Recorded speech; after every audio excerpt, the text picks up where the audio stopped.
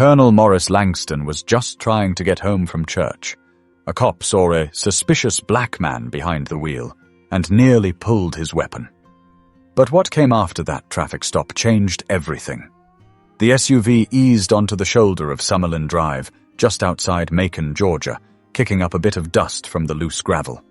Colonel Morris Langston, recently retired from the U.S. Army, had just left Sunday service. He wasn't in uniform, hadn't been for a while now. Today, he wore what his wife called his off-duty dad look. A navy blue polo tucked neatly into pressed khaki slacks, loafers polished like he still had inspection. He didn't need to check the speedometer. He already knew. 33. The limit was 35. No missed lights, no lane swerves, no music thumping through the windows. Just him, a nearly empty road, and the feeling that something was off.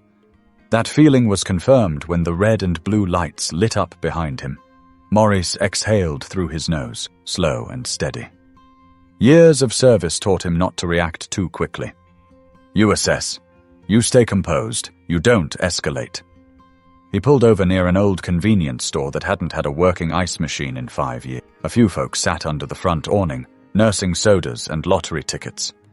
As Morris put the car in park, he watched them glance over, then quickly look away. They didn't want to be involved. Not out here. Behind him, the cruiser door opened. The officer didn't rush. He moved with caution, like a man approaching a threat he didn't understand. Morris saw the hand placement, right hand resting close to the holster. That told him more than the badge or the name tag ever could. Morris lowered his window and placed both hands on the steering wheel, plain and visible. His tone was even, neutral. Afternoon, officer. The man didn't respond at first. He was tall, mid-30s maybe, buzz-cut with pale skin that had pinked slightly under the Georgia sun. His eyes flicked over the interior of the SUV, then back to Maurice. License and registration, the officer said curtly. Morris nodded once. Sure thing. My wallet is in my back pocket. Registration's in the glove compartment. The officer didn't say go ahead, just stared. Morris moved slowly, narrating each step. Reaching into my back pocket now. Here's the license. Opening the glove box. Registration's in the folder. He handed both over. The officer glanced at them, then back at Maurice. This your car? No, Maurice replied. It's my wife's. My name's on the insurance. The officer's stance shifted. His jaw flexed slightly. You got any proof of that? Maurice blinked. Her name's on the registration, Jennifer Langston. Doesn't mean you're not borrowing it without permission. Maurice tilted his head. With respect, officer, I just left church. You can call her if you like. The officer didn't move. He just kept staring. The kind of stare that tried to read more than words could offer. Maurice had seen that look in combat zones, when someone sized you up before deciding whether to trust you. But this wasn't a war zone. This was home. Step out of the vehicle for me, the officer said suddenly. Morris hesitated. On what grounds? You're being difficult. I'm answering your questions. Calmly. That's up for me to decide. Morris knew the danger in this moment. How fast things could go wrong, not because of what he'd done, but because of how someone felt. He took a deep breath and reached for the door handle, but just then, the officer's hand twitched near his holster. Maurice froze. Are you going to draw on me for opening my door? The officer didn't respond. His eyes narrowed. The silence thickened. People at the store were watching now, one with a phone held low in their lap, possibly recording. Maurice slowly let go of the handle and raised his hands again. Let's not do something we'll both regret, he said quietly. But before the officer could respond, the low whine of another cruiser broke the tension and backup pulled onto the gravel. The second cruiser rolled up behind the first, its engine purring as the driver's side door opened. Officer Denise Morales stepped out. Mid-40s, short and sharp-featured, her hair pulled into a tight bun. She scanned the scene quickly, noting the tense posture of her colleague and the stillness of the man in the driver's seat. Trevin? She called calmly as she walked toward him. What's going on? Officer Trevin Doss didn't answer right away. His shoulders were tight, one hand still hovering close to his firearm. He didn't look at her. He just kept his eyes locked on Morris, who still had both hands up, gripping the top of the steering wheel. "This man's being uncooperative," Doss said finally, refusing to exit the vehicle. Morales glanced at Maurice, then back at Doss. "Did he threaten you?" "No," Doss admitted. "But the vehicle doesn't belong to him." Maurice spoke up, keeping his voice measured. "It's my wife's SUV. I offered ID and registration. Officer Doss didn't accept that." Morales stepped a little closer, angling her body to see Maurice's face better. "Sir, can I ask your name?" "Colonel Maurice Langston. Retired. My license is in your partner's hand. If he reads it, he'll see I live 5 minutes from here." The word colonel seemed to hang in the air. Doss squinted, clearly irritated that his authority was being questioned. "We don't need a resume," he muttered. But Morales' eyes flickered. "You said Langston?" she asked. Maurice nodded. "Yes, ma'am." She took a small step back, glanced at the license in Doss's hand. Then her expression shifted, just slightly. Recognition. She had heard that name before, maybe from her cousin, who mentioned a Langston at a fundraiser for returning veterans last fall. Meanwhile, Doss's tone turned sharper. "Sir, I'm not going to tell you again. Step out of the vehicle." Maurice looked at Morales, choosing his words carefully. "Am I being detained, or am I free to go?" Doss stepped forward. "You're not free to do anything until I say so." Morales stepped in between them. "Trevin, we need to talk. Over here. Now." They walked a few steps back toward the cruisers, voices low but firm. From the driver's seat, Morris could hear none of it, but he watched their body language. Morales looked calm, professional. Doss looked increasingly frustrated. His jaw moved like he was grinding his teeth. Then suddenly, he threw up his hands in exasperation and walked back toward the passenger side of his cruiser. Morales returned alone. "Colonel Langston, I apologize. I think there's been a serious misunderstanding here." "I'd say so," Maurice replied, with a thin smile. "Misunderstanding usually doesn't come with a hand on the gun." "I agree," she said. "But please understand, I just arrived. I can't speak for what happened before I got here. What I can say is that I'll be filing a report. And you're free to go." Maurice reached slowly for the gear shift, then stopped. "Ma'am, I have a question. If I didn't say who I was, if I'd just been Morris from down the street, would I be on the ground right now?" Morales paused. The silence that followed said more than anything she might have answered. "That's what I thought," Morris said softly. He pulled onto the road and drove off. The onlookers at the store watched his tail lights disappear. The man with the phone finally stopped recording. No one said a word, but they were thinking the same thing. That man didn't do anything wrong, and it could have gone so much worse. But Morris didn't drive home in silence, because his phone rang, and the name on the screen told him this wasn't going to stay quiet. Morris pulled into the driveway, exhaled, and just sat there for a moment. The engine idled low as he watched the afternoon sun cut shadows across the lawn. He wasn't angry, not yet. What he felt was something heavier, a weight behind the ribs, that quiet, familiar knowing that something had almost gone terribly wrong, and there wouldn't have been a rewind button. The screen on his phone was still lit. Missed call, Gregory Polk. He dialed back. Greg answered before the first ring finished. "Maurice, you good?" "Define good," Maurice replied. "You okay, though? I heard something. One of my guys came through the scanner. Said your name came up in a call. With law enforcement." Maurice sighed. "Yeah. Got pulled over by a cop who thought I stole Jen's car." "You're kidding." "I wish." Greg was an old friend. Worked for the Bibb County Commissioner's office now, but they'd known each other since ROTC in college. He had a way of getting news before it hit the airwaves. "You were coming from Zion, right?" "Right. Just turned off Thomaston Road." There was a pause. "Maurice, did Trevin Doss pull you over?" Maurice straightened. "You know him.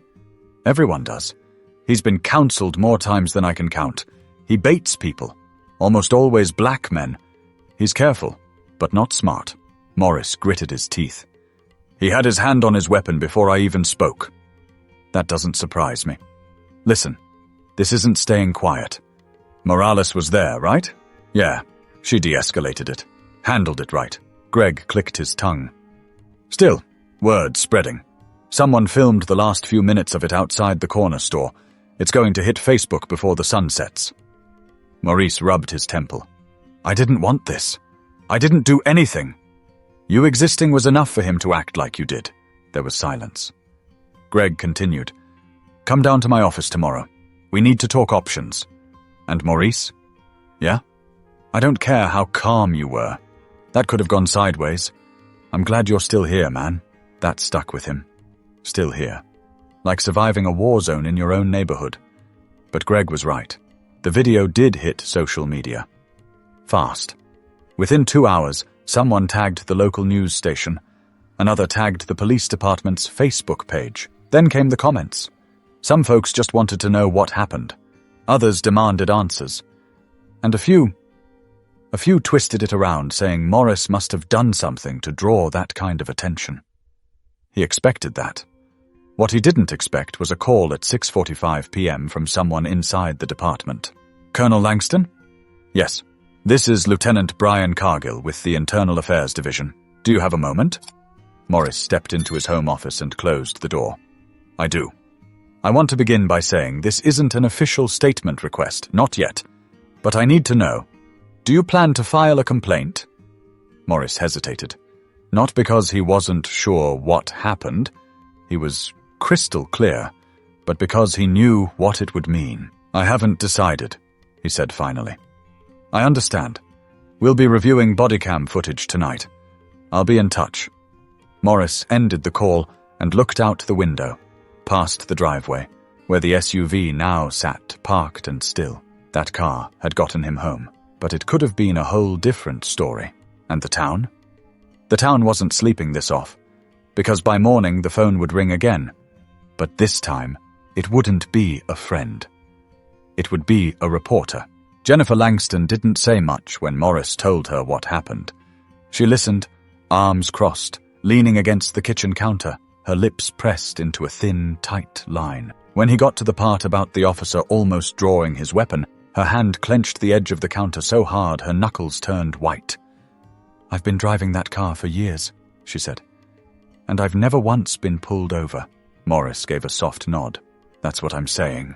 Jennifer's voice dropped to a whisper, almost to herself. And if he had drawn on you... She couldn't finish.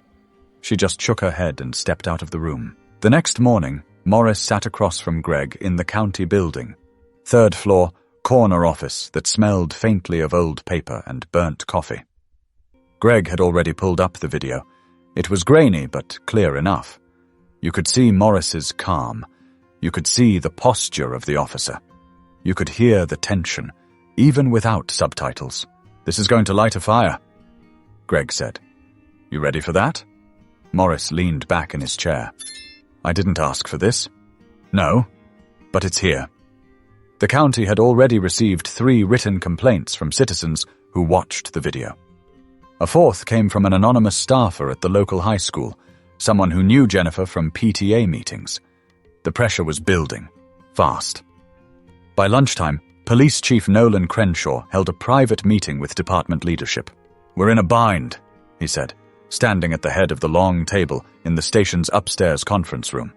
We've got a decorated veteran, well known in the community, saying he was profiled. Video's spreading. People are pissed. Captain Rick Doyle folded his arms.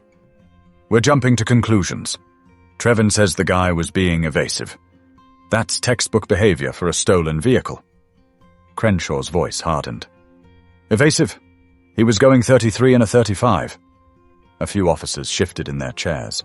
No one met the chief's eyes. We've had this conversation before, Crenshaw said.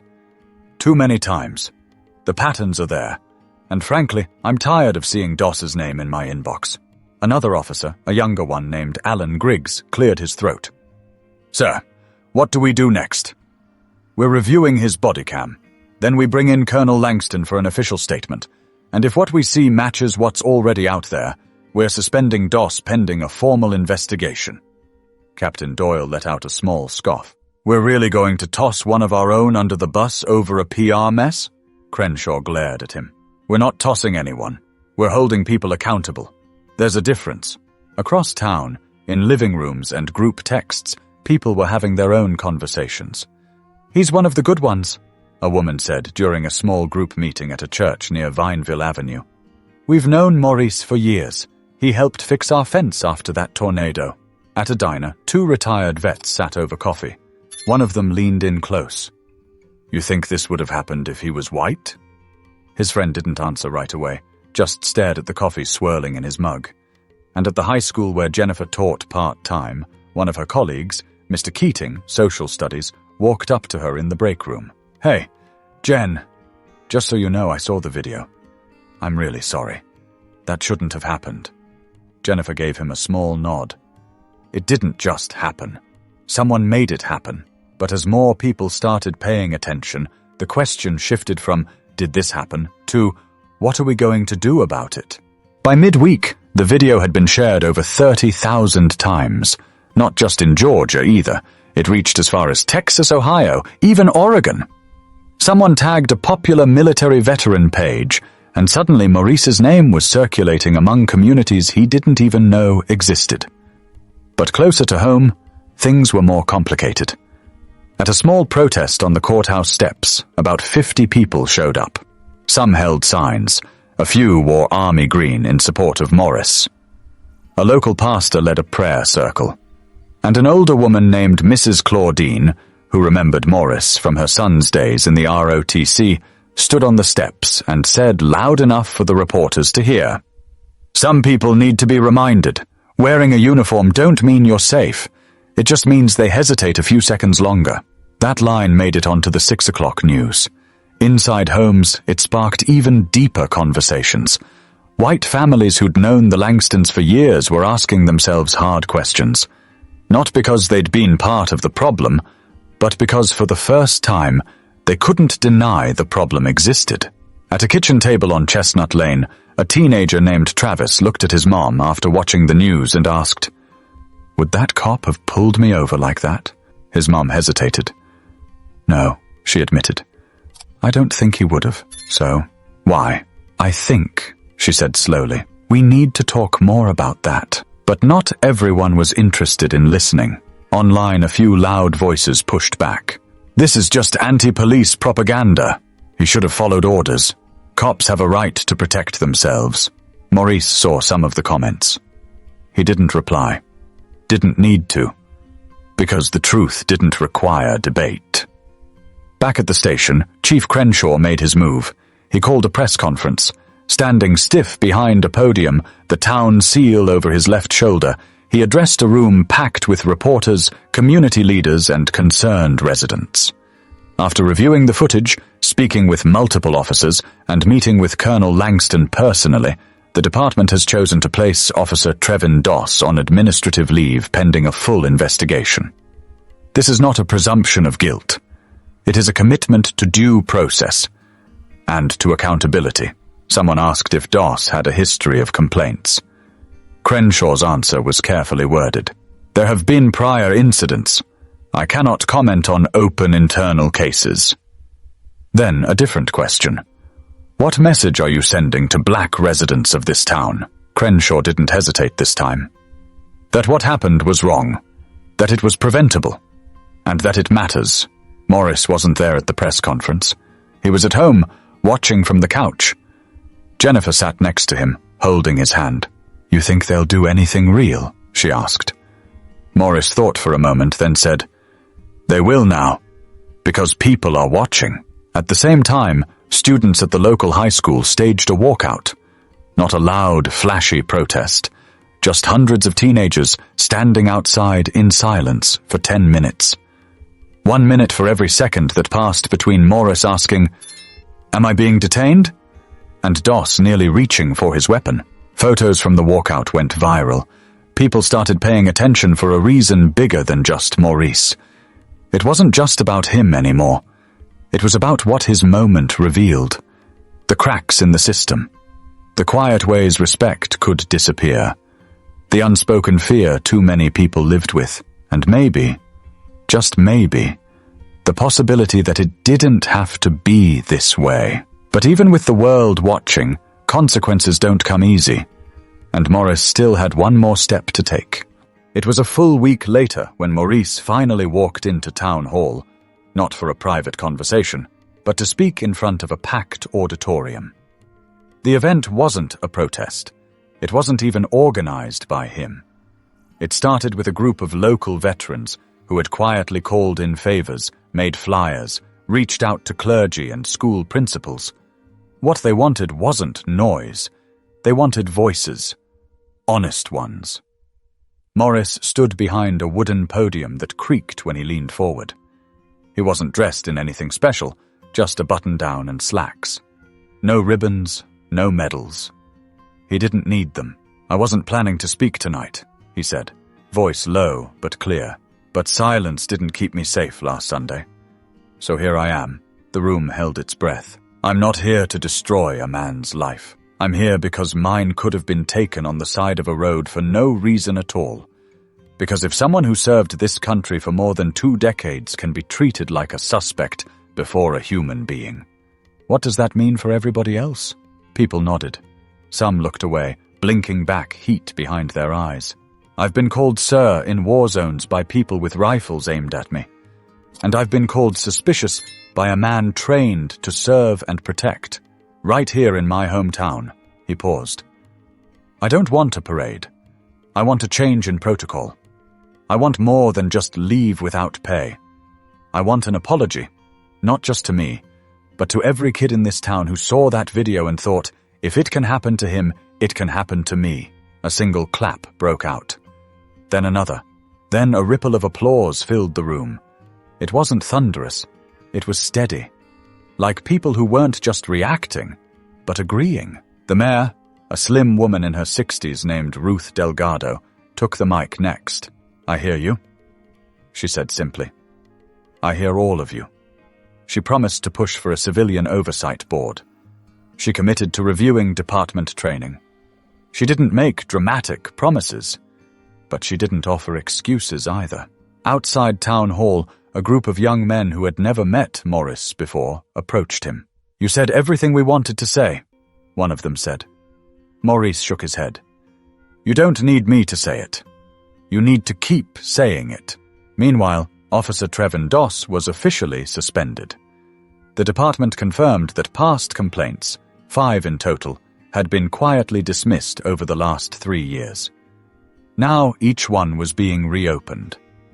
A separate inquiry began to review whether any of those complaints were mishandled. For Doss, the road ahead looked uncertain. For the town, it was more than just one man's misconduct. It was the start of a reckoning. Departments that had gone unchecked for years were finally facing scrutiny. Leaders who once stayed silent found themselves answering questions they never thought they'd hear in public. Some community members resisted, called it overreaction, said the town was fine before all this. But even they couldn't pretend the atmosphere hadn't changed. One afternoon, about 2 weeks later, Jennifer and Maurice went to the grocery store. Near the checkout, a woman they didn't recognize approached them. "I watched your speech," she said. "I don't know what it's like, but I just wanted to say, I'm glad you're still here." Morris gave a small smile. "So am I." And he meant it. Not because things were perfect now, not because the fight was over, but because something had cracked open and light was starting to get through. But change isn't just about a moment. It's about what you do after. And Morris wasn't done. Not yet. 1 year later, Maurice stood in front of a different kind of room. This one was quiet, clean, well lit. The classroom at the Macon Police Training Facility didn't have rows of chairs like Town Hall. It had desks, real ones, with notepads, water bottles, and nervous young recruits who'd been up since 5 o'clock a.m. Morris scanned the faces in front of him. Most were in their 20s. A few older. Black, white, Latino. Some looked eager. Others looked guarded. All of them were watching him. He cleared his throat. "My name is Maurice Langston. I'm not here today as a former colonel. I'm not here as the guy from that video. I'm here because I was asked to speak to you about something simple. How you treat people. No one moved. I'm not going to give you a speech about honor or flags or duty, he said. What I'll give you is this. If you walk up to a car and the first thing you feel is fear, you need to ask yourself where that fear's coming from. And if the answer's about them, not you, you're not ready for that badge. One of the trainees raised his hand, unsure. Sir, what if someone is a threat? What if hesitation gets us hurt? Morris nodded. That's real. I won't pretend it's not. But fear and judgment aren't the same thing. Fear keeps you cautious. Judgment makes you dangerous. The instructor, Officer Morales, stood in the back, arms crossed. She gave a small nod. This new program was her idea. After the incident, she pushed for bias and de-escalation training to become mandatory in every academy cycle. Chief Crenshaw approved it without blinking. Maurice continued, walking slowly between the desks. Let me tell you something. That day, I was pulled over for no reason. I was polite. I followed directions. I didn't yell. And still, I saw a man get ready to draw on me. He didn't know me. He didn't care. He saw a black man in a car he thought didn't belong. He stopped near the front of the room. You do that to the wrong person, and somebody ends up dead. And then it's not a training scenario anymore. It's your life, your name, your face on the screen. The silence grew heavy. Then he broke it.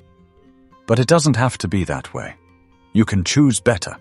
Every day, every stop, every interaction, you can choose not to treat people like suspects before they speak. After the session, one of the recruits, a young black man named Deshaun Phelps, caught up to him in the hallway. Sir, can I ask you something? Sure. Deshaun shifted his weight. Why'd you agree to do this, after everything that happened? I don't know if I could walk in here. Morris looked at him for a long second. Because people like you are in this room. Because the change I want won't come from yelling at old minds. It's going to come from making sure the new ones don't repeat the same mistakes. Deshaun nodded slowly. I won't forget that. Back in the parking lot, Morris slipped into the driver's seat of the same SUV. He sat for a moment, watching the afternoon light fall across the dash. Then he started the engine.